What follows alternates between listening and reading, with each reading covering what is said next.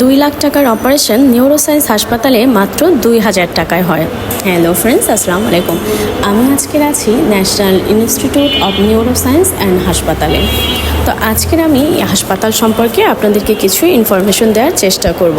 আশা করি আপনাদের ভালো লাগবে। আর যদিও ভিডিওটি ভালো লেগে থাকে, লাইক, কমেন্ট অ্যান্ড শেয়ার করতে ভুলবেন না। এটি একটি সরকারি হাসপাতাল। এখানে চিকিৎসা ব্যয় বলতে তেমন কিছু নেই। সরকারের নির্ধারিত একটা সামান্য ফি মাত্র এরা নিয়ে থাকে। যেমন একটা সিটি স্ক্যান করতে বাহিরে লাগে 4500 টাকা, আর নিউরোসায়েন্স হসপিটালে লাগে মাত্র 1500 টাকা। এর মধ্যে মুক্তিযোদ্ধা, গরিব, রোগী ও সরকারি কর্মকর্তা কর্মচারীদের চিকিৎসা একদম ফ্রি। এছাড়া দুস্থ পথচারী যারা দুর্ঘটনায় পড়ে হাসপাতালে আসে তাদের চিকিৎসা সেবাও একদম ফ্রি। আর ভর্তি রোগীদের জন্য যেগুলো পেইং বেড, যার জন্য সপ্তাহে 260 টাকা লাগে। আর এসি কেবিনের ভাড়া 500 টাকা, আর ডাবল শেয়ার কেবিন মাত্র 250 টাকা। এখানে নামমাত্র মূল্যে সরকার খরচ নিয়ে থাকে, যেটা নিয়ে থাকে সেটা খুবই নগণ্য। National institute of neuroscience and হসপিটালে বড় অপারেশন মাত্র 2000 টাকা, আর ছোট অপারেশন মাত্র 1000 টাকা। অপারেশন বাহিরে করলে 1.5 থেকে 2 লাখ টাকা লাগতো, সেই অপারেশনটি এখানে করলে মাত্র 2000 টাকা লাগে। একটি সরকারি পাবলিক হসপিটাল এটি।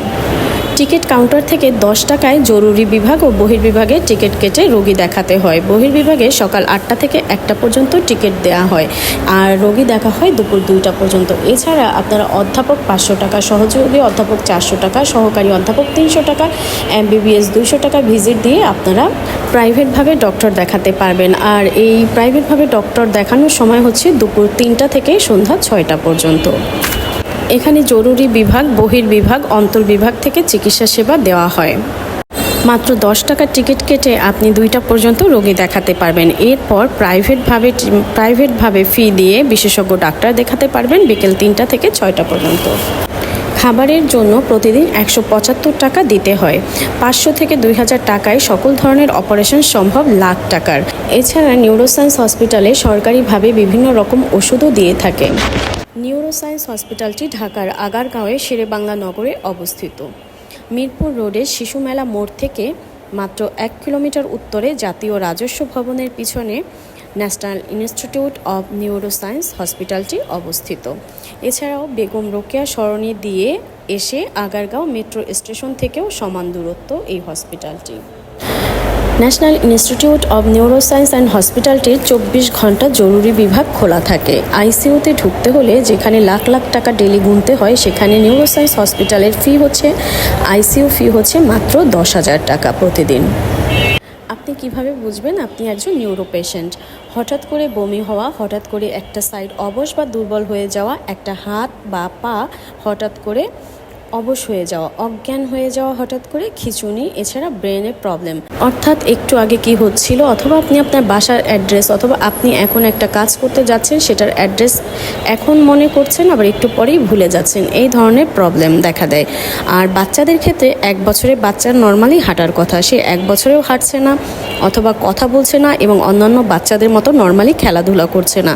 হঠাৎ করে সব ভুলে যাওয়াই নিউরোসায়েন্সের মেনলি সিমটম। 80 বছরের সময় একজন লোক স্ট্রোক করবে, এটা কিন্তু নর্মালি ধরে নেওয়া হয়, কিন্তু 40 বছরে যদি কেউ স্ট্রোক করে সেটা কিন্তু আর তখন নর্মাল থাকে না। আমরা সাধারণত নিউরো পেশেন্টদেরকে যেসব প্রবলেমগুলি ফেস করতে দেখা যায়, যেমন অনেকের ব্লাড প্রেশার থাকে, সেটা কন্ট্রোলে থাকে না, ডায়াবেটিক্স থাকে, সেটাও নিয়ন্ত্রণে থাকে না।